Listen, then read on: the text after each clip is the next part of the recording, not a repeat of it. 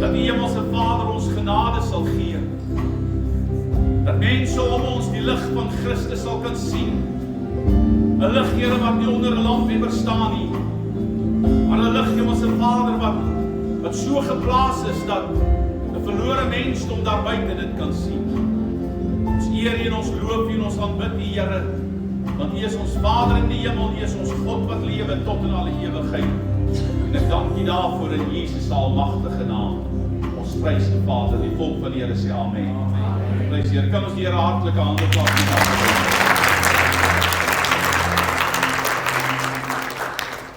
Jy kan die sitplek neem. Sê ook aan ons wonderlike span hiervoor, baie dankie vir hulle. Jongman agter die dromme kom al die pad van Rodepoort af vandag, so ons is baie dankbaar dat hy is, ons eer die Here, so saam met hom, en moet die wat saam met hom is, en loof die Here. Is die harte nog bly dat jy die Here ken? Amen. Dis ons daai liedjie sing oor God se goedheid. Dan dink ek maar net aan my eie lewe, hoe goed is die Here nie vir mense. En as jy so 'n bietjie terugkyk, en jy dink so 'n bietjie na oor die verloop van jou jare, dan kan jy nie anders as om te sien dat daar was stryd nie. Jy kan nie anders as om te sien dat daar kere was wat jy nie regtig reg geweet het wat om te doen en waarheen om te gaan nie. Maar dan kom jy op 'n plek in jou lewe waar jy absoluut net bewus raak, dat ongeag alles wat in jou lewe gebeur het en waardeur jy gekom het, God bly goed. Amen. Kom aan mense, is hy goed vir jou? Prys die Here, kom ons gee die Here. En elke besoeker vanmôre mag die Here u ryklik seën, en ons bid dat die Here ook vanmôre met sy woord op die hart gaan spreek. En dat die Here ook so naby jou gaan kom vanmôre om net jou hand te vat en jou uit te lei op hierdie pad wat hy wil hê jy moet stap. Ek het vanmôre 'n lekker woord van die Here wat ons gaan bedien. So jy kan jou Bybel vir my oopmaak in die boek van 2 Korintiërs die 2de hoofstuk. 2 Korintiërs die 2de hoofstuk. Ek hoop julle het nog 'n Bybel by julle. Maar nie so lui word dat mens net alles op die skerm lees. 2 Korintiërs 2 vers 14. Net een enkele vers.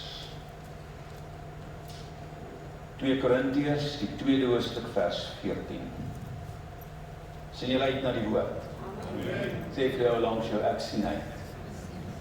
Jy weet, die woord is die enigste element wat my en jou kan transformeer. Hoeveel keer het die Here nie al net 'n woord in 'n ou se hart gespreek nie, en dan een oomblik verander die Here sekere dinge in 'n mens se lewe, en hy vat jou in 'n ander rigting en hy stuur jou na die plek waar hy wil hê jy moet wees. Loof die Here. 2 Korintiërs, die 2de hoofstuk vers 14. Paulus skryf hier aan die gemeente in Korinthe en hy sê, maar God sy dank, wat ons altyd laat triomfeer, sê altyd laat triomfeer, in Christus. Wat die reuk van sy kennis deur ons, sê deur ons, oral versprei, want ons is 'n aangename geur van Christus, tot eer van God onder die wat gered word en onder die wat verlore gaan, vers 15 by. Maar ons dank, maar God sy dank wat ons altyd laat triomfeer in Christus en wat die reuk van sy kennis deur ons oral versprei. Nou, dit is 'n baie bekende vers wat ons seker al baie gehoor en gelees het, maar ek gaan vanmôre op dit stil staan. Ek het eintlik in my voorbereidingstyd, toe ek gaan sit het om hierdie boodskap voor te berei in die loop van die week wat verby is, het ek 'n ander konsep gehad, gedagte gehad wat die Here my ingelei het, maar ek het baie gesien deur al die afgelope jare van die bediening, hoe dat 'n mens net begin en hoe dat die Here dan letterlik daai woord vat en dit in 'n rigting stuur, en dan kom jy aan die einde van daai rigting, of aan die einde van daai boodskap, en sien jy, weet jy, die Here het 'n ander inslag en 'n ander plan, want hy wil vanmôre oor dit met ons praat. En dan dank ek net die Here dat hy nog so naby ons is en dat hy met ons praat deur sy wonderlike woord. So is julle harte vanmôre gereed vir die woord. Okay, prys die Here. Goed, julle 2 Korintiërs 2 vers 14 is ons kernteks, en die tema wat ek vanmôre wil koppel hieraan is letterlik reuk aan my. Die reuk aan my. Nou, baie jare gelede het ons so 'n bachelor hier by ons gehad wat baie skaam was om te bad. baie skaam was om te stort.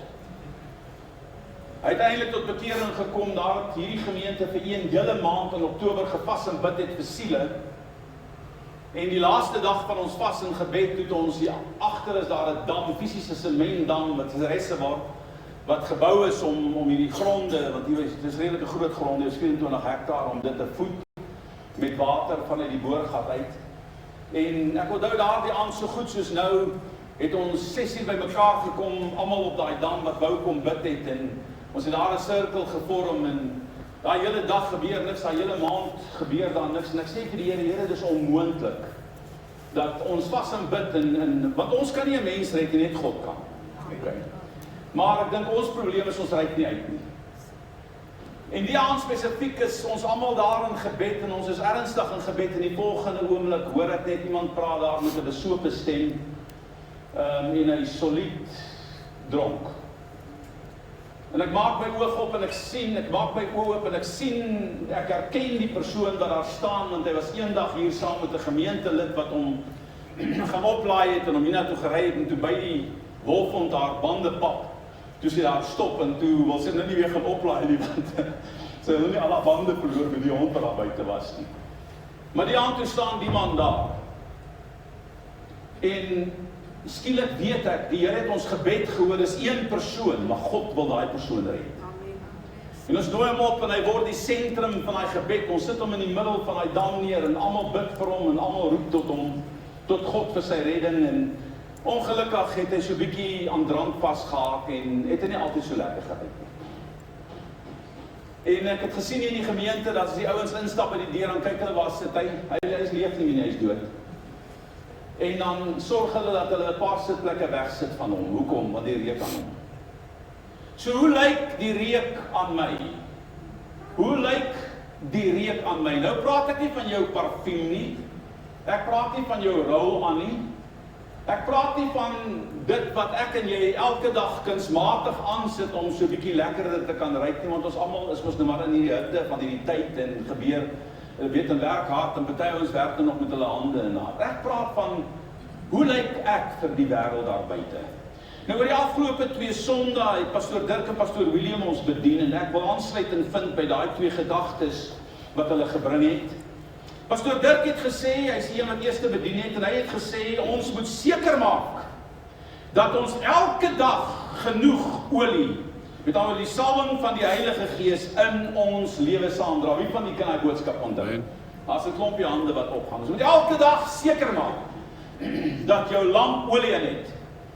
Want dit is so kind van die Here, olie verloor ook sy viskositeit, olie verloor ook hy kan verdamp of wat ook al daarmee gaan in die hitte van waarin hy werk en al daai dinge. So maak seker jou lamp is vol olie.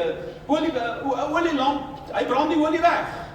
En as jy weer kan kry, is daar nie meer olie in daai lamp nie en dis presies wat daar gebeur het. En Dirk sê, maak seker, dis wat die Here vir ons sê, dat jy elke dag genoeg olie in jou lamp het. Goed, pastoor William het opgevolg direk daarna verlede week met die boodskap wat hy dan gesê dat ons in die tyd lewe van die Heilige Gees. Met ander woorde, die Heilige Gees is uitgestort. Die Heilige Gees was nog nooit teruggetrek nie. Die Heilige Gees is tot beskikking van elke persoon om die wêreld daar buite te bereik met die boodskap van Jesus Christus. So die boodskap wat hy laasweek tot ons gespreek het, handel oor my en jou voorreg om die Heilige Gees as ons hulp te hê, wat ons kan deurdra in tye van nood, in tye van moeilikheid en in tye van wat ook al, is die Heilige Gees altyd daar om ons deur te dra. En ek wil vanmôre aansluit, kind van die Here, by dit wat die Here met ons gedeel het, en ek wil met jou praat vanmôre oor ons verantwoordelikheid as voertuig, ek weet nie wat om dit te noem nie, as 'n voertuig, as 'n houer, as die Engels praat van 'n vessel, met ander woorde as 'n houer, as 'n kruik, waarin God se teenwoordigheid moet woon. So ek en jy moet verstaan vanmôre dat ons het 'n verantwoordelikheid om hierdie Heilige Gees wat tot ons beskikking is in ons lewens te huisves. Ons het 'n verantwoordelikheid om die beste omgewing te skep vir die Heilige Gees om in ons te woon, om hom nie te leer te stel nie. So ek en jy, ons kan maak wat ons wil. as jy vanmôre die Heilige Gees in jou lewe wil gebruik, as jy sy teenwoordigheid wil ervaar, dan moet ek en jy elke dag van ons lewe let op hierdie body. Nou wil ek julle vra, wie van julle het in die week wat verby is agtergekom, dat hierdie stuk vlees wil nie saamwerk in die geestelike dinge nie? Kom, en is daar so iemand wat kan sê, hierdie body, daar's 'n paar heiliges hier wat sê, hoorie, nee, ek is sharp. Ek is okay, ek dink hulle lieg. Okay, dis nou my persoonlike opinie. Mag dit nie oor, jy wil daai stukkie uitvee as jy daar kom hoor. Maar prys die Here. So, almal van ons gaan deur 'n moeilike tyd. Almal van ons word gekonfronteer. En wat is dit wat reageer? Dis die vlees. Hierdie body is die ding wat ons terughou. Daarom roep Paulus uit, hy sê, wanneer ek die goeie wil doen, dan vind ek dat die kwade altyd naby is. Hoekom? Want die kwade woon in ons vlees. Daardie swakheid van hierdie vlees is konstant besig om ons af te trek, en ek en jy moet let op hierdie liggaam waarin ek en jy is, om dit tot eer van die Here te bewaar, sodat die Heilige Gees vrylik in ons lewe kan werk, ons vrylik kan lei en vrylik vorentoe kan vat. Paulus skryf in 2 Korintiërs 4 vers 7 die volgende woorde. Hy sê, maar ons het hierdie skat. Nou wat se ding is 'n skat? Dis iets wat waardevol is. So, sê vir jou langs so, ek het iets waardevol. En dis nou nie goud en silwer nie, hoor. Jy het iets waardevol. Paulus sê, want ons het, dis 'n feit met ander woorde jy besit het, ons het hierdie skat waarin? In erdekruike. Sodat die voortreffelikheid van die krag van God mag wees en nie uit ons self nie.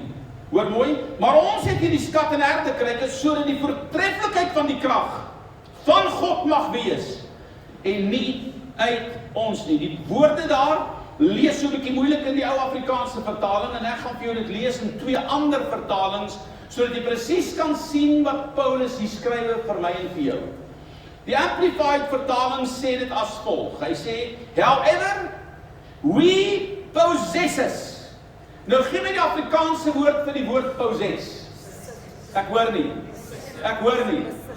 Ag, julle praat nou te sagmoed, maar ek hoor nie. Besit! Wie van julle het 'n kar? Ek praat van jou eie kar, nie jou vrou se kar nie. Okay? Hulle ry mos die mooi kar en die mans ry die lelike kar. Nou daai kar is nie op jou naam. Ons hoop so. Wat maak dit jou as hy op jou naam is van daai voertuig? Die eienaar. Nou kom Paulus en hy skryf hier, en die Amplified verklaar dit as volg, however we possesses, jy besit, this precious treasure, hoor mooi, hierdie waardevolle skat, the divine light of the gospel, dit is wat die Amplified sê, hierdie waardevolle skat is the divine light of the gospel, in frail or human vessels of earth. So met ander woorde, ek en jy besit, ons besit wat? Hierdie wonderlike skat van God in hierdie erdekruik wat vol vlos is, wat vol dinge is, wat nie 'n perfekte voertuig is nie. Nou kind van die Here, jy moet dit vanmôre verstaan. Want baie mense streef na perfektheid. En jy gaan sukkel om perfektheid in Christus te bekom. Want God kyk nie na jou perfektheid nie. God kyk na jou gewilligheid en jou gehoorsaamheid. So as jy gehoorsaam is aan God, sal God jou gebruik te midde van jou onperfektheid, te midde van die feit dat jy nie is wat jy dink jy behoort te wees nie, want in Christus Jesus het hy jou vrygemaak uit die koninkryk van die duisternis en is jy oorgeplaas na die koninkryk van die lig van sy seun. So die Amplified sê, ons het besitters geword van hierdie precious treasure. Die ISV, die International Standard Version sê, but we have, die woord we have beteken ook, ek het dit. We have this treasure in clay jars to show that its extraordinary power comes from God and not from us.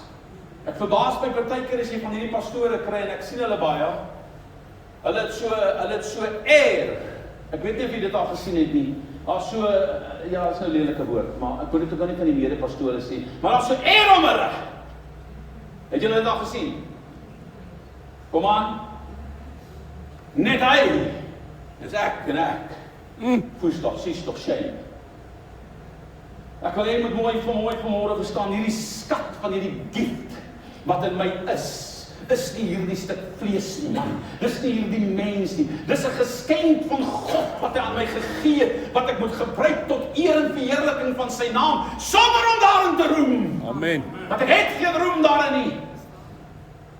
Ek kan dit alleenlik bekom, ek kan dit alleenlik verkry deur sy groot genade, en ek moet dit gebruik in genade deur sy krag. Hoekom? Want sy krag word in hierdie swakheid van hierdie vlees vervul.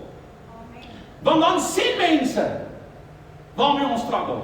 Mense sien waarmee ons sukkel. Ag, dan kry jy mense as jy hom vra. Ek het so 'n pastoor geken, as jy hom vra, hoe gaan dit? Dan sê hy altyd, nee, God is op die troon.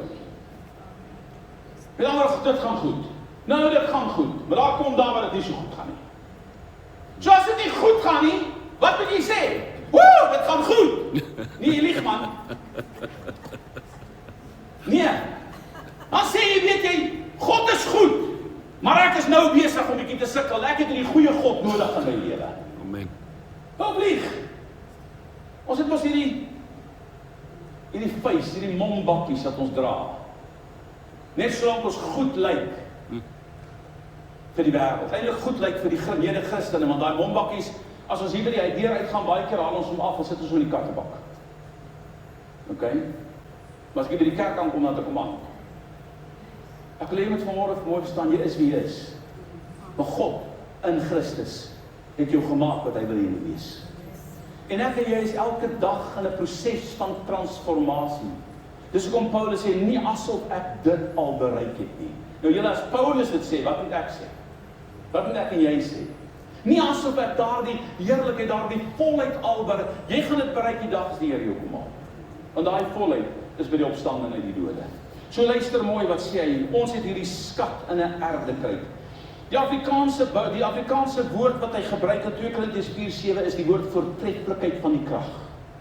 Nou die voortreffelikheid van die krag, wat beteken dit? Extraordinary, beyond all measure. Met ander woorde, dis verby, dis meer as alles wat gemeet kan word.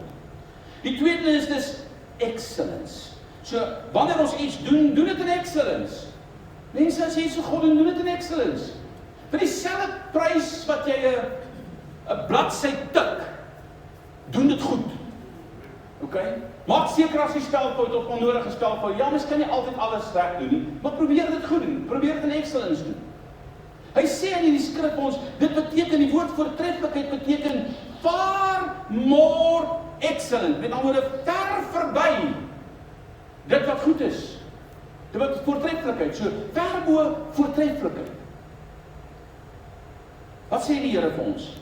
Die rykdom, die skat van Jesus, die inwonende krag van Christus se Heilige Gees in my en jou, woon in ons wat stoffelik en vol gebreke is, om die voortreffelike krag van God deur ons aan 'n wêreld daar buite te betoon. Julle sê die Bybel nie Jesus het gekom en hy het volle medelee met ons gehad nie. Sê nie so nie. Daarom moet ek en jy leer om ook met mense medelee te hê, wat nie is waar ek en jy is nie. Kyk na hulle deur die oë van Jesus. Ja, ons word gebombardeer met baie dinge. Ons word gebombardeer met mense wat die hele tyd een of ander vereiste het en 'n vereiste aan ons stel, wat ons persoonlike ruimte dikwels so 'n bietjie inperk. En dit maak dat ons alle mense op daai manier hanteer. Ons kan dit nie doen nie. Kyk na elke persoon met 'n 8 of 'n 9 of 'n 7 uit 10 op sy kop. Want as jy 3 op sy kop sit of 'n 2 of 'n 1, dan is dit die attitude waarmee jy met hom gaan praat. OK? en hy tel dit op, en jy gaan hom nooit red nie. Jy gaan hom nooit red nie. So, wat is die gesindheid? Hoe reik ek uit na hierdie mense wat nie lyk soos ek lyk nie, wat nie ryk soos ek ryk nie? Julle, ek het daai man wat so lekker ryk, wat ek nou vir julle van vertel het, ek het hom vir 2 hele jare, elke woensdag aand by sy huis gaan oplaai en gaan aflaai, en dan het ek toe gee die Here my die verste mentorgroep om dit te doen, en dis in Linwood Rift. So, winter en somer was my vensters oop, al 4. Okay? As jy aan kan kom, klap jou, klap jou tanden so op mekaar.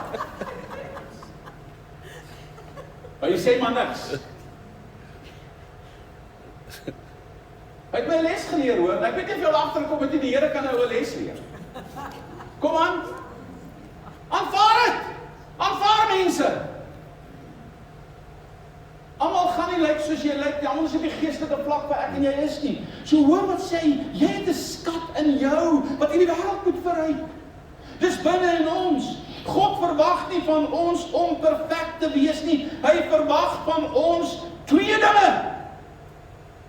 Nommer 1 om heilig te wees. Nie perfek nie, heiligheid na te strewe.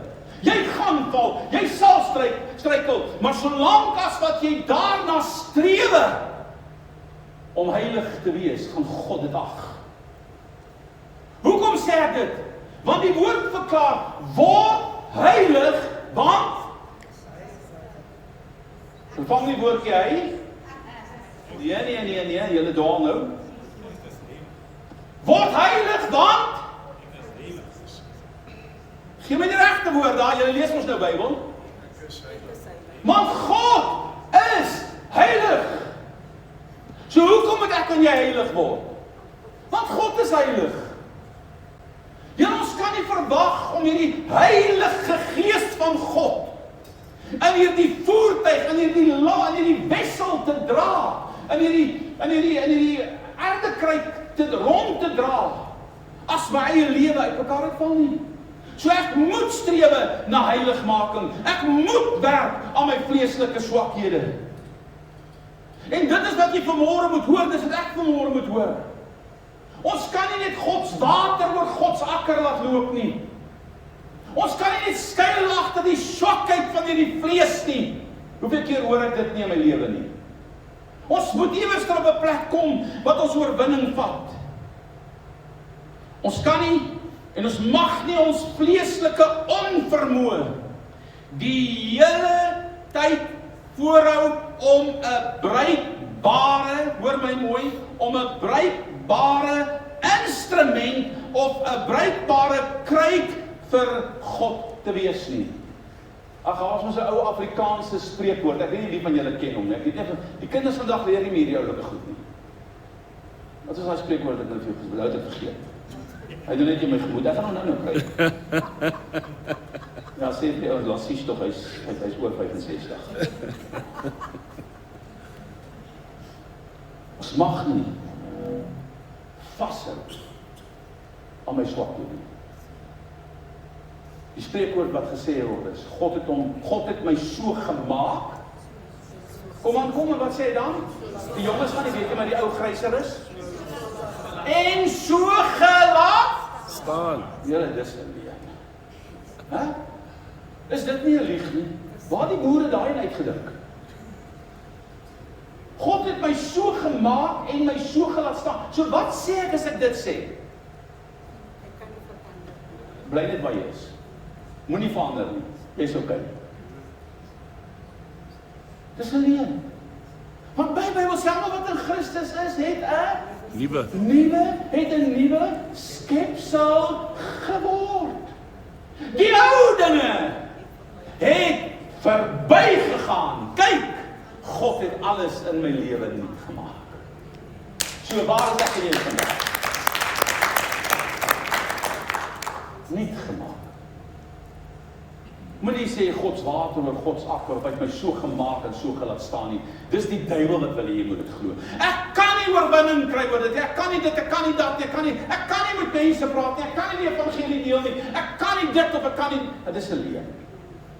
in wie jy is, het God voorbeskik om mense te bereik soos jy. Met die gawe en alles wat hy in jou gegee het. Ons kan nie, ons mag nie, ons vleeslike onvermoë vat en daar agter skuil om te sê, ek kan niks vir die Here doen nie. Let op Jesus se opdrag aan die mense wie se lewens hy aangeraak het. Hoor nou mooi. Daar's twee kragtige voorbeelde, daar's baie ander ook in die Bybel, maar hier's twee voorbeelde wat so uitdruklik na vore kom. Want so baie keer dan sien jy, veral in hierdie moderne kerke vandag, dan maak hulle 'n uitnodiging op grond van die prediking vir mense om Jesus aan te neem, en dis heeltemal reg so. Dan stap daar baie mense, ek was al in 'n kerk gewees waar daar oor die 300 jong mense op een diens uitstap, wat hulle harte vir die Here wil gee. Ek meen, dis absoluut fantasties.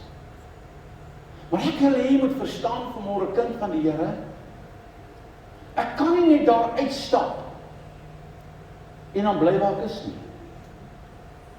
As ek daar uitgestap het, dan moet my lewe begin verander, want dis waar die konsep van bekering inkom. Bekering beteken, jy draai weg van jou ou lewe. Jy loop hierdie kant toe. Bekering beteken letterlik 'n 180 grade omdraai. Ek het hierdie kant toe geloop, nou loop ek daai kant toe. Dis 'n 180 grade verandering, maar dit moet jy verstaan. Dit gebeur nie net oornag nie. Dit kan.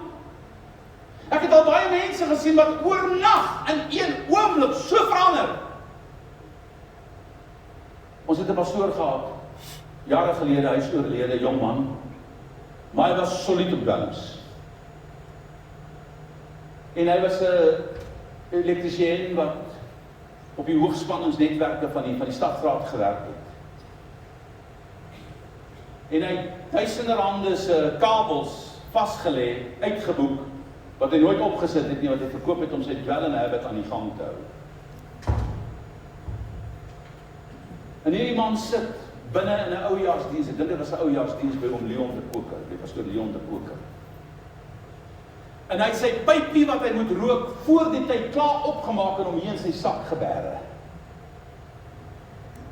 En terwyl oom Leon begin preek, hy begin hierdie pypie ombrand. En hy begin oortuig word van sonde, van geregtigheid en van oordeel. En op die uitnodiging hardloop hy vorentoe. En hy skreeu, haal dit uit, haal dit uit, haal dit uit. En daai jong man kom, hy was getroud gewees, hy het 2 kinders gehad. Hy kom so radikaal tot bekering, dat sy vrou en kinders daarna vir berading moes gaan. Kom aan, hoe lyk julle daai? Hy kom so radikaal tot bekering, dat sy vrou en kinders tot vir berading moet gaan om te weet om hierdie man te hanteer. Want hy is totaal iemand anders. Hy gaan na die stadsraad toe en hy sê vir hulle wat hy gedoen het. En hy sê, julle kan my maar toesluit, want ek is skuldig. En hy gee vir hulle 'n hele uiteensetting van alles. En hulle spreek hom vry. Is dit nie die Here nie? En daai ou te doen. So jy kan in 'n oomblik. Oom Ben de Lange wat enkel Bens Denny agter die berg het. Sy vrou het jare vir hom gebid. Hy was 'n volslae alkoholist. En een aand toe sy by die huis kom, toe werk God met hom in sy eie huis, terwyl sy in die kerk is. Ja. En toe sy by die huis kom, toe staan hy met al 2 borrels drank, ek praat van harde ou drank, in sy hande reg voor die wasbak, en hy begin dit uitgooi in die naam van Jesus, en in 'n oomblik maak God hom vry van drank en van Here. En hy was al redelik oud en ver gevorder toe sy bediening toe. En hy het 'n kragtige bediening, en agter die berg staan daar 'n legacy vir sy naam, 'n huis wat hy tot stand gebring het, om hawelose mense te huisves, hy en sy vrou, en het vir jare daarna gedoen voordat hy dood was. Het sy purpose gevind, want God het hom vrygemaak. So ek en jy moet verstaan, hierdie skat is in 'n erdekruik, maar hierdie skat moet 'n invloed uitoefen op 'n wêreld daar buite. Hierdie skat moet iets doen. Hoor wat sê Jesus vir hierdie twee persone van wie ek julle nou van gelees, Johannes 5 vers 14. En hier's 'n lamman by die bad van Bethesda. En die Bybel sê, was van sy geboorte af lam, en wanneer die engel daar die bad roer, dan was daar niemand om hom in daardie water te sit nie. So hy daar gelê, jaar in en jaar uit, sonder om genees te word, want die ander wat kon loop, het hom voorgegaan. Jesus sien hom raak. Hy sê vir hom, wil jy gesond word? Hy sê vir hom, wil jy gesond word? Wat antwoord hierdie man Jesus? Ek het niemand om my in die water te sit nie. Christus vra nie vir hom, het jy iemand nie? Wil jy gesond word? Wil jy gebruik word? Wil jy my naam groot maak? En die Here sê vir hom, ek vra dit nie vir jou nie, maar ek wil weet, wil jy gesond word? Staan op en loop. Glo in my. Maar hoor sê Jesus dan vir hom, Johannes 5 vers 2. Kyk, jy het gesondig, kyk, jy het gesond geword, moet nie weer, daar staan net ek moenie meer sondig nie. Sodat daar nie iets ergers met jou gebeur nie. Dis 'n interessante stelling. So wat doen sonde?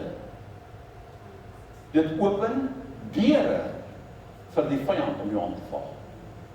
Kan jy sien? So sonde in ons lewe maak deure oop. So hoor baie mooi wat sê hy vir hom. Kyk, jy het gesond geword, moenie meer sondig nie, sodat daar nie iets ergers met jou gebeur nie. So wat is die opdrag nadat hy gesond geword het, nadat hy met Jesus ontmoet het, nadat hy die Christus sy lewe verander? Wat sê Jesus vir hom moet hy nie doen nie? Ek hoor nie. Moenie meer moetswillig sondig nie. So, is dit Christus se wil dat na bekering ons nie meer moet aanhou sonde doen nie? Is dit sy wil of is dit nie sy wil? Kom aan. Oef, nou is julle baie stil. Amen. Want môre gaan jy dit kry, hoor. Op jou pad, waar jy ook al ry, die struikelblokke gaan kom, maar weer die een wat die struikelblokke gee, maar die Here sê oorwin die struikelblokke. Vanmôre vroeg toe ek gebid het, toe sê ek, ag Here, help my met hierdie goed wat my laat struikel. Help my met hierdie goed wat my lewe tormenteer. So hoor mooi wat sê hy vir hom. Hy sê, kyk, jy het gesond geword, moenie meer sondig nie, sodat daar nie iets ergers met jou gebeur nie. In Johannes 8, vers 10 en 11. Bring hulle 'n vrou wat in egbreek betrap was na Jesus toe. Dis 'n baie bekende verhaal. Hoor wat sê Jesus vir haar. En hy sê vir haar, vrou, waar is daardie beskuldigers van jou? Het niemand jou veroordeel nie? Hulle ken die verhaal wat hulle voor Jesus se voete neergegooi het en sê die wet sê ons moet haar stenig, maar wat sê u om haar te versoek? En wat doen Jesus? Hy buig na die grond toe en hy skryf met sy vinger in die sand. Nou daar's baie spekulasie oor wat het hy geskryf en mens sal nooit weet nie. Party ouens sê hy het elke sonde van elke ou wat daar staan neergeskryf. Jannie dit, en nie Jannie by ons nie. Kosie dit, nie Kosie by ons nie. Okay, Pieter dit. Okay. Hy het dit neergeskryf. Nee, ek glo dit nie. Want Christus ontbloot nooit mense. Die wet waarna hulle verwys en waarop hulle staan, het gesê dat wanneer iemand in egbreek betrap word, moet die man en die vrou voor die geregter staan. En wat doen hulle hier? Hulle bring net die vrou.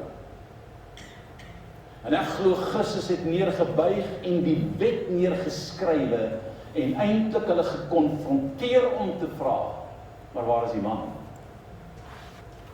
En omdat die man nie daar was nie, verbreek hulle die wet. Okay? Maar hoor wat sê Jesus vir die vrou? En hy sê vir haar vrou, waar is daar die beskuldigers van jou? Het niemand jou veroordeel nie? En sy antwoord, niemand nie, Here. En Jesus sê vir haar, ek veroordeel jou ook nie. Gaan heen en sondig nie meer nie. So wat sê Jesus vir die ou van by die bad van Bethesda? Gaan nie sondig. Moenie meer sondag nadat jy my ontmoet het nie. Wat sê Jesus vir die vrou nadat sy hom ontmoet het in daardie omstandighede waar hy haar vryspreek? Gaan heen, maar moenie meer sondig nie. So wat is God se wil in hierdie 2 verse? Dat ons nie vrygemaak kan word en in die ou mens van sonde bly leef nie. Ons moet oorwinning vat oor dit. Ons moet uit dit uitkom. Ons moet hierdie goed wat ons lewens tormenteer, moet ons uit ons sisteme uitkry, kind van die Here. In Hebreërs 10 vers 26 word die volgende geskrywe: want as ons opsetlik sondig, nadat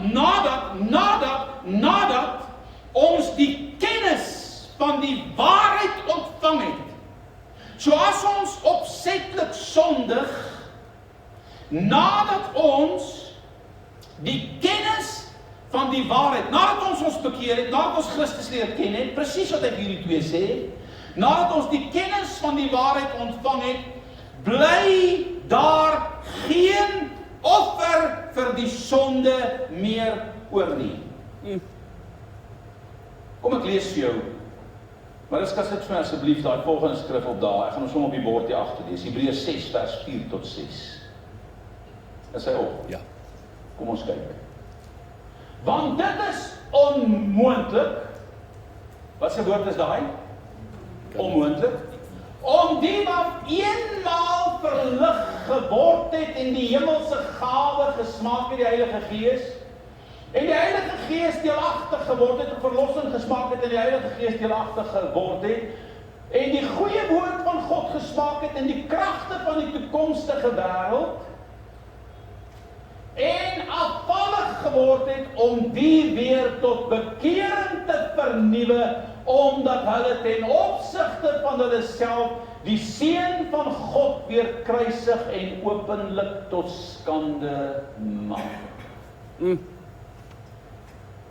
So wat doen ons as ons aanhou om in die sonde te bly? Jy kruisig Christus 'n tweede keer. En daar is nie meer 'n offer naas die eenmaal offer van Jesus op die kruis nie. Ja, daar's 'n skrif wat sê, as jy jou sonde bely, God is getrou en regverdig om jou die sonde te vergewe. Wat is sonde? Die wat jy bely. Hierdie skrif het 'n waarskuwing. Hy sê nie dis onmoontlik nie. Hy sê hy gebruik die woord onmoontlik. Maar dit is nie asof God nie sal luister na ware bekering nie. Maar jy kan nie aanhou in jou vorige lewenswandel voortploeter en dink God gaan jou gebruik nie. Ons moet uit dit uitkom. Julle, dit is hoekom hy sê van nou af verkondig hy aan almal dat hulle moet bekeer. Bekering beteken ek draai weg van my ou vleeslike lewe en ek begin Christus volg. 2 Korintiërs 5:17. Hoekom is dit belangrik om nie meer te sondig nie? Want ek kan nie Christus 'n tweede keer kruisig nie, maar hoor wat sê 2 Korintiërs 5:17. Daarom, as iemand in Christus is hy 'n nuwe skepsel. Die ou dinge. Wat se goed is die ou dinge? Jou verlede. Jou sonde.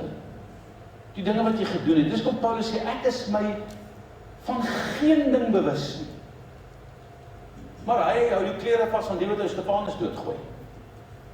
Hy het 'n aandeel in Stefanus se dood. Hy was die ou wat daai revolusie gedryf het.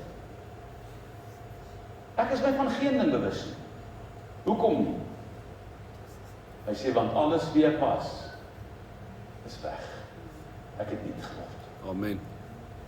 Ek het my bekeer. Nou dien ek Christus. Dit sê nie, hy het nie probleme nie. Dit sê nie, hy sukkel ook met sekere dinge nie. Julle, hy het een van die volgende, dit is Apostels, dit was Barnabas. Hulle hak vas oor Markus. Kom aan. Hulle kry so 'n bietjie 'n stryd. Nou moenie sê Christene moenie dink hulle kan nie stry nie. Hulle kan nogal lekker stry. En Paulus wil nie vir Markus saam met hom vat nie, want hy voel Markus het my gedrop. Tipiese koleer. Koleriese geaardheid is absoluut so.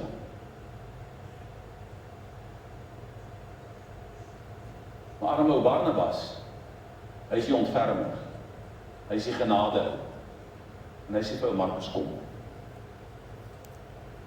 En ek dink, as ek reg kan onthou, vat hy vir Paulus wat vir Lukas, of wie dit ook al was, en Barnabas vat vir Markus.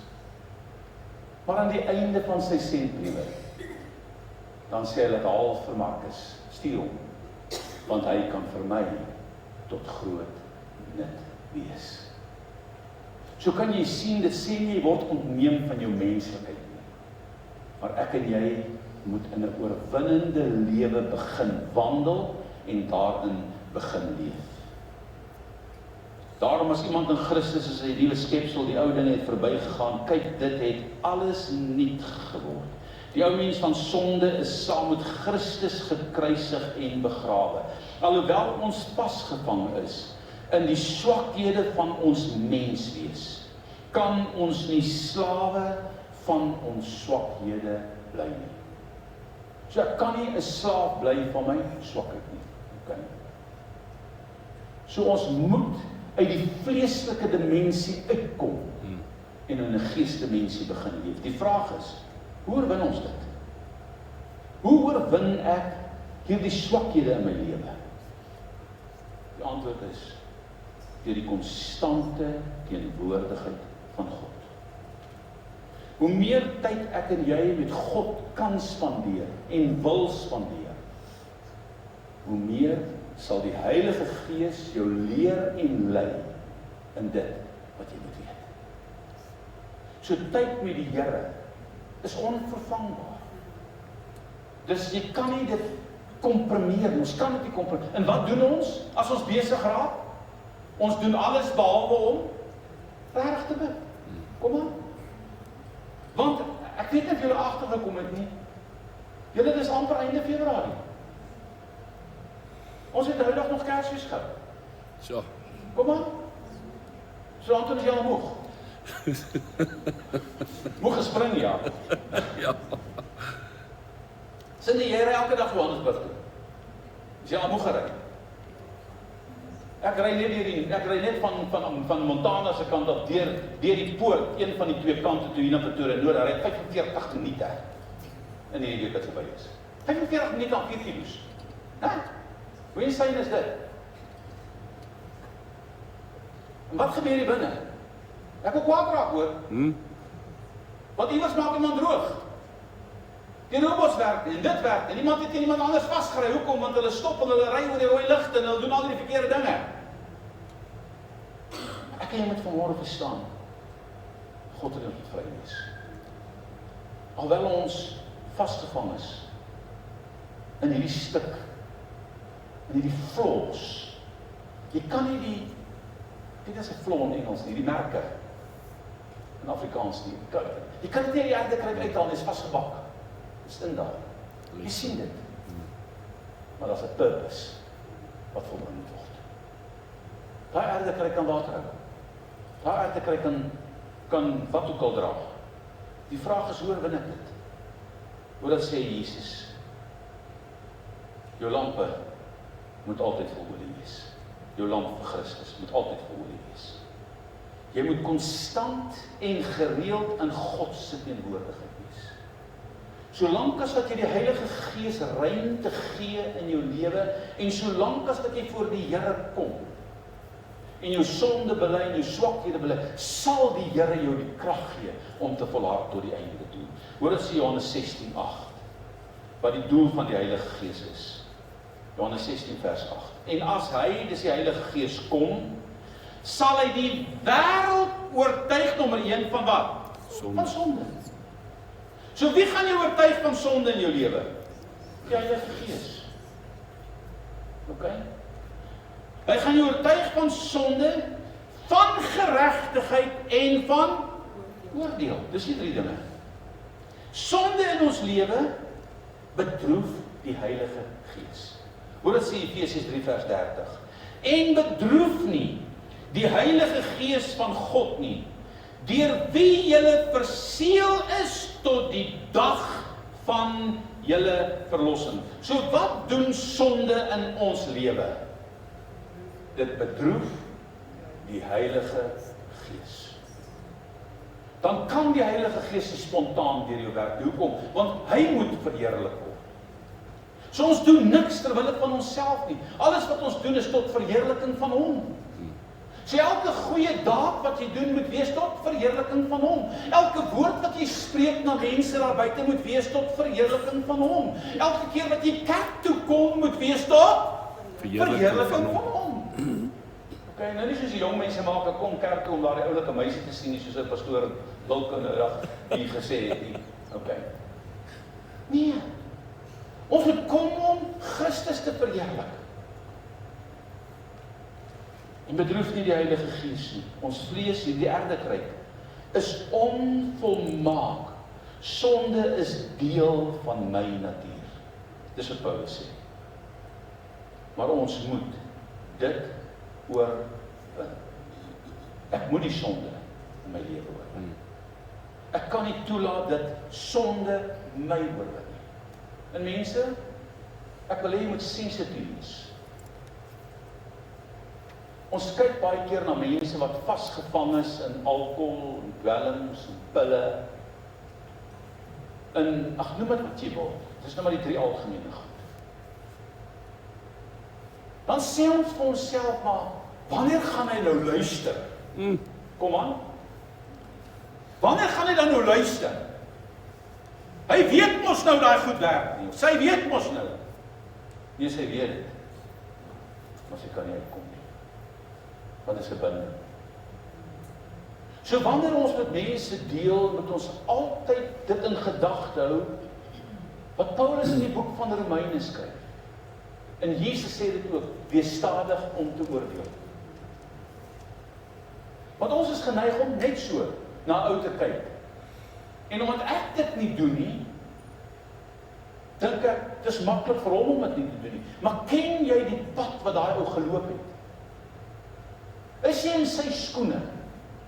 In die oorlog wat hy moes deurgaan in sy lewe? Nee. So wees altyd genadig in waarheid. Sê vrouens die waarheid, maar met genade. Genade en liefde. Jy kan enigiets vir iemand sê. Een jaar het ek 'n ou wat een hele week op die Sonkoerant se voorblad verskyn het, 'n pastoor, moes ek hom laat gaan, ons moes hom, dit moderator van die nasionale kerk was, ek moes hom dismiss, ek moes sy ordening terugroep. En daai dag het ek net gesien dat genade doen. Hy staan op en hy is kwaad vir almal. En ek is die ou wat hom gesê, hoor jy is verby. Ek is die ou wat die vergadering gelei.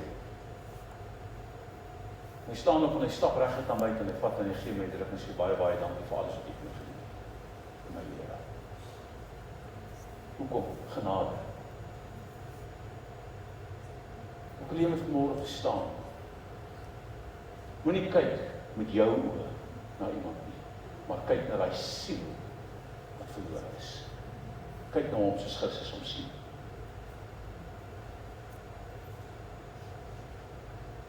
Ons moet dit oorwin deur heiligmaking. Dis die konstante, wat is heiligmaking? Dis die konstante proses, en dis nou die geleerdes, ek het hulle skrifgie gevat hierso. Dis die konstante proses waardeur 'n gelowige deur God verander word. Dis die sleutel. 'n Konstante proses, heiligmaking is die konstante proses waardeur 'n gelowige deur God verander word, nie deur mense nie.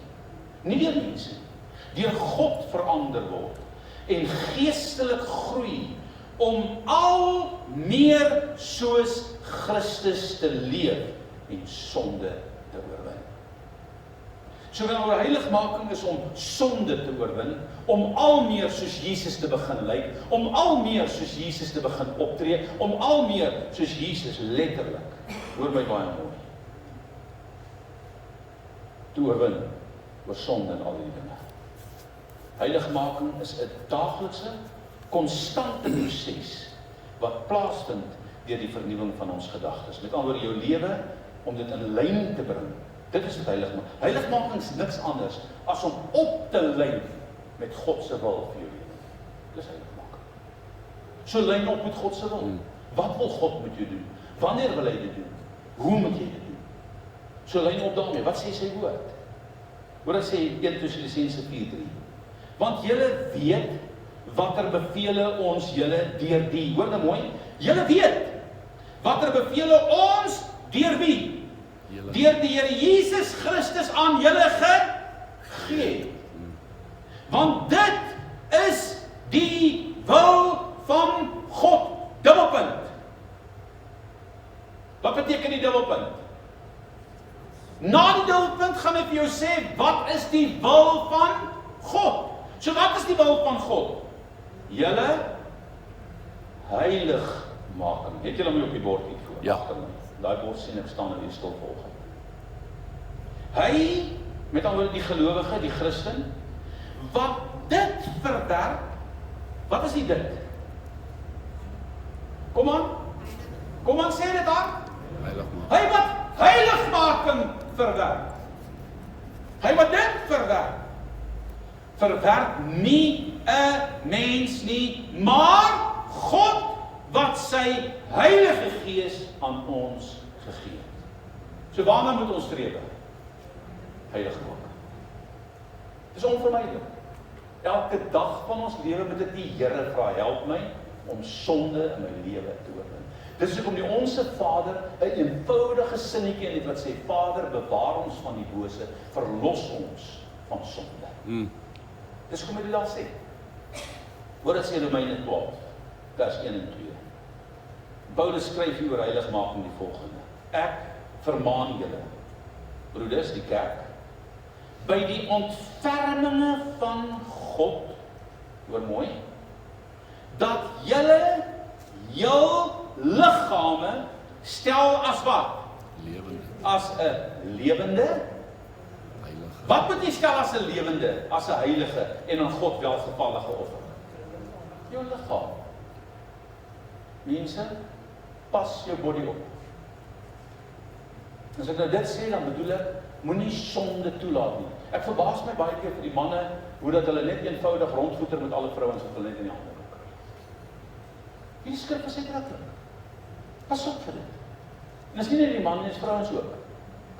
Pas op.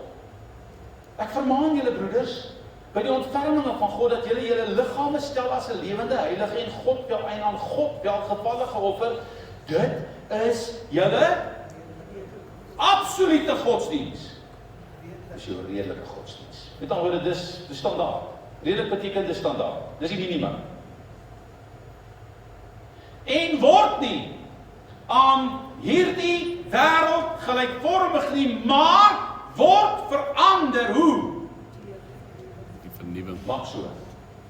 Ek moet met net 'n hartklap, want jy gesien jy wat lemoen met ryper so maak. Dan maak hy top. Nee, dit net nie dat die ou langs so dit hoor. Word vernuwe in jou denke. Heiligmaking is niks anders as the change of your mind. So hoe moet ek my denke verander? Leer wat sê God oor my situasie, leer wat is God se wil vir my lewe en begin dit in gehoorsaamheid toepas. In die begin is dit moeilik, Maar na gelang jy dit begin doen, begin jy oorwinning kry oor daai swakhede in jou lewe. Heiligmaking word verkry deur die konstante verandering van ons gedagtes. Met ander woorde, die oplyn van my denke of my gedrag met God se wil. En wat is God se wil? God se wil is God se woord. So hoe weet ek wat God se wil is? Julle, duisende mense hou en weet jy, ek wens net wat is God se wil. My Bybel sê, daar's 'n Ou Testament en daar's 'n Nuwe Testament. Nou wat is 'n testament in Engels? So, as jy wil weet wat is God se wil, waar kry jy dit? In die Ou Testament en in die Nuwe Testament. Okay. Die Bybel. Dis wat God se wil is. Leer dit daar. Ek kom my as eksampel klaar. Ons moet dink wat God sê.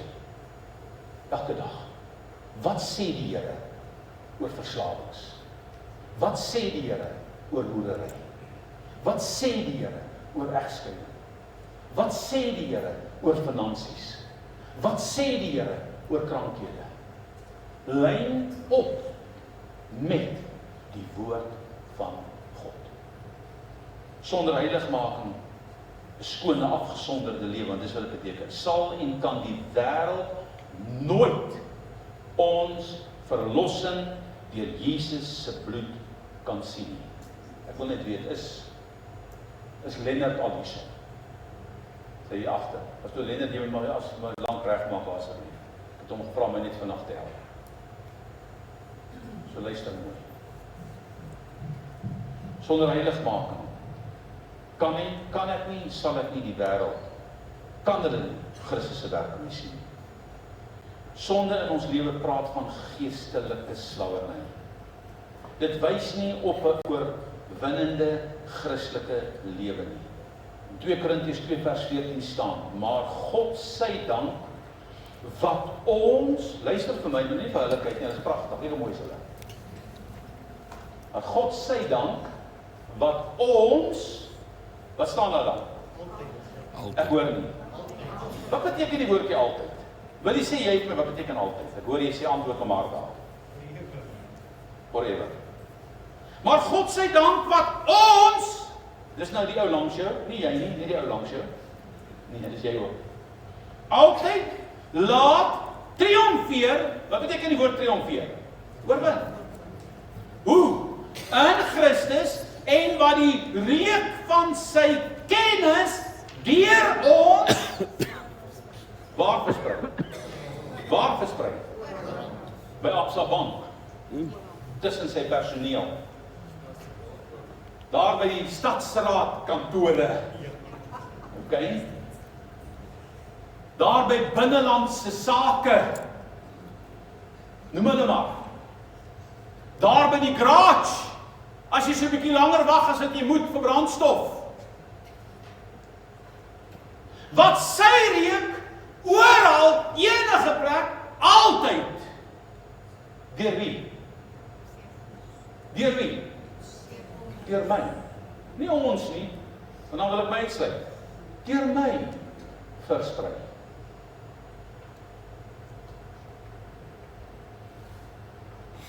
Paar weke terug maak ek ry vroeg die oggend 8 uur by 'n besigheid wat sê hulle maak 8 uur oop en Kirstel se kar op sy bank oppak.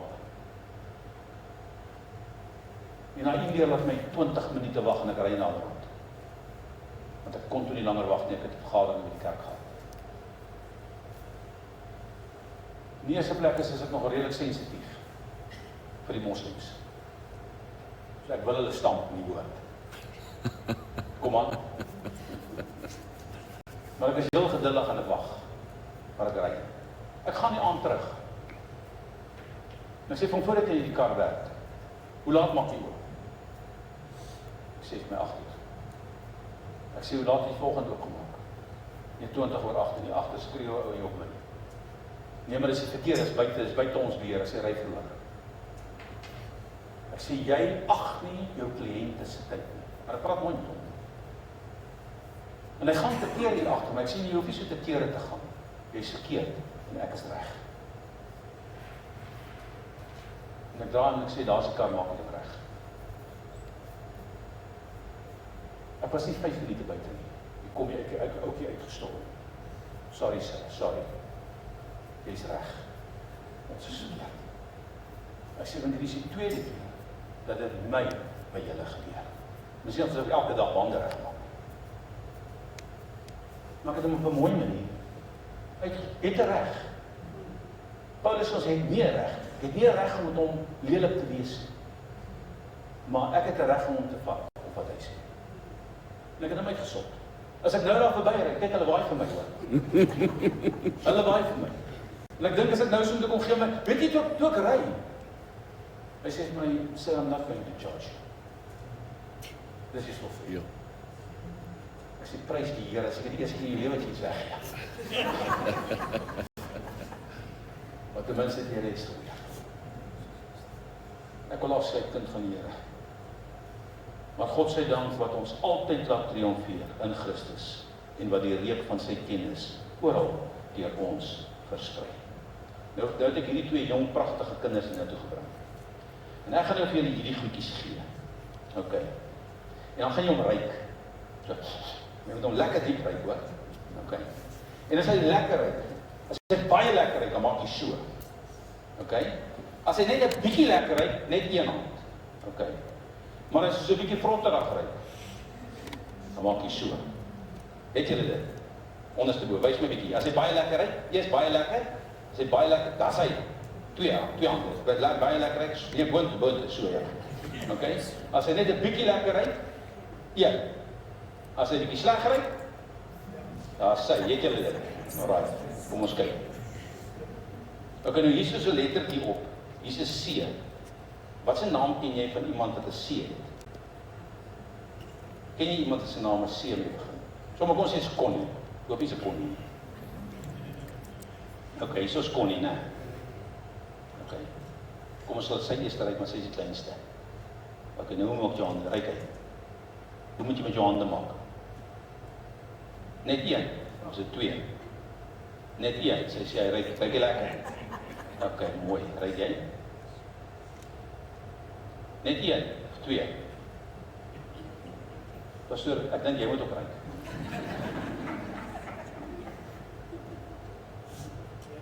Daar sê 2, daar sê ja nee, wag hier so, hy mag nie lieg. OK. As 2. OK, nou kom ons kyk na gegooi hierdie ene.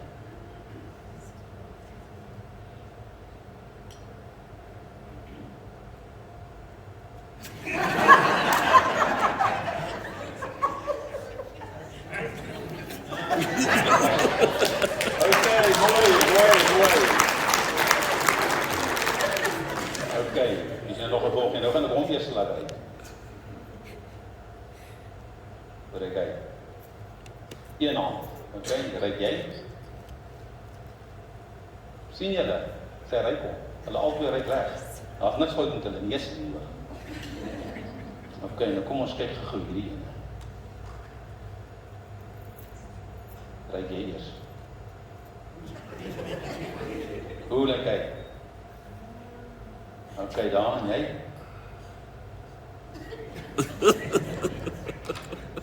Hondekos, nie is nie hondekos. Dis daai visvang as jy gaan visvang.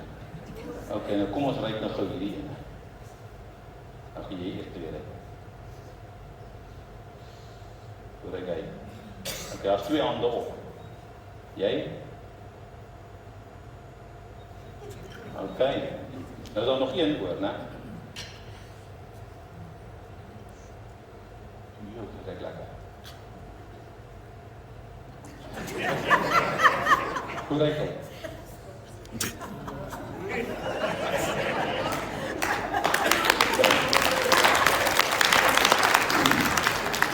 Dankie julle hoor. Geef hulle weer 'n lekker hande klap.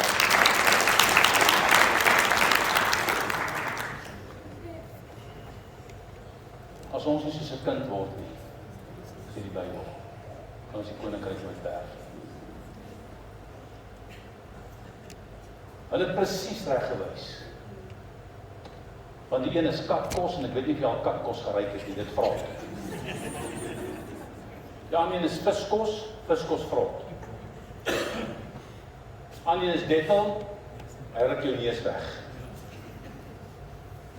Dan is daar 2 parfume in, goed wat jy in die toilet kan spuit, of wat ook al wat lekker ruik. Hoor wat sê die skrif, en daarmee sluit ek af.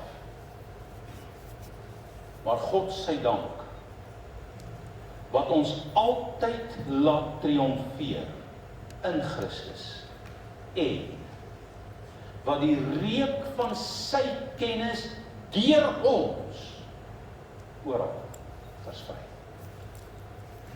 So wat is die reuk wat ek afgee? Sonde het 'n slegte reuk. Kom aan. Ek sien gister 'n video van iemand. As die manne mos, as hulle ons gaan jag, gaan hak hulle koppe mos uit. Want brandewyn het nie brieke nie. Dis het ons altyd in die jagveld sien. Ek was al baie daar saam met baie van daai manne. Hulle kan ook vra. Ek het een naweek het ek en Amy sin te gaan. Ek het 'n doel gehad. Die ou se kind het nog ongeluk. Sy dogtertjie was, ek dink sy was 7 jaar oud, toe val sy met 'n 4-wiel in 'n ongeluk en hy kon nie reg doodkom nie. Toe gaan ek en Amy saam. Ek wou met daai ou deel. Ons was letterlik 4 dae weg in Namibië. Hulle R10.000 se drank met 'n vliegtuig ingevlieg. Nou praat ek van 20 jaar terug. Hy is so getrek in Askamp, dat hy sy beursie met R10.000 se note neersit en hom vergeet. Gelukkig sien ek nie.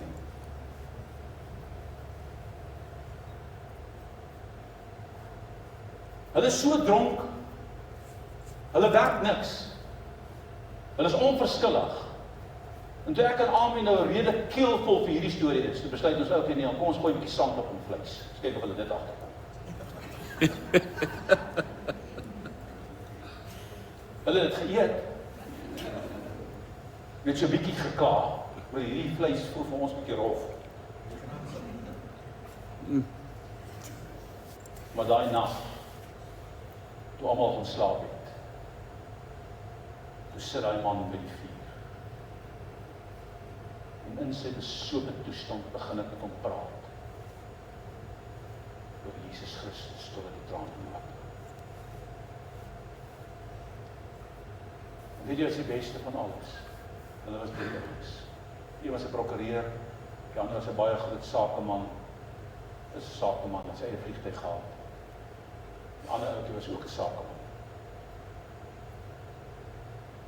Dat daai naweek tussen al daai chaos was die voorbeeld wat ek aan Amy gestel het, so intens op die prokureur, dat hy sy hart later vir die Here gegee. Amen. Is dit nie goed? Is dit nie God wat doen?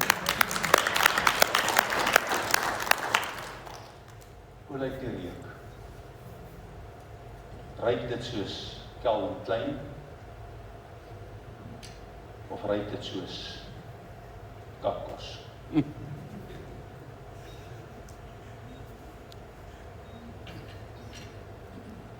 Wat ruik mense? Jy kan nie sê jy die Here lief en die volheid vir die Here lief nie. Ons bly ons hoofd op.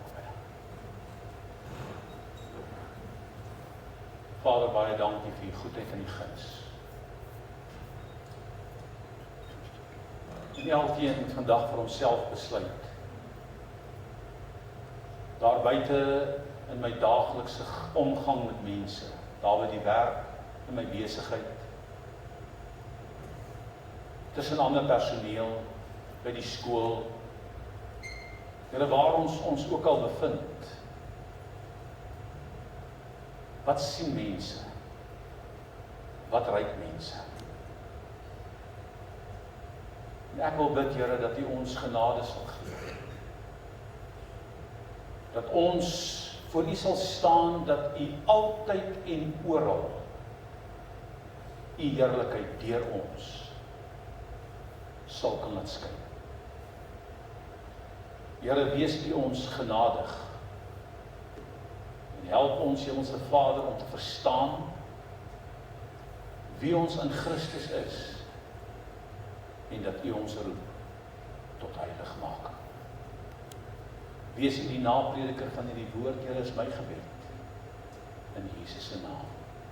En ek dank U daarvoor, Vader. Amen.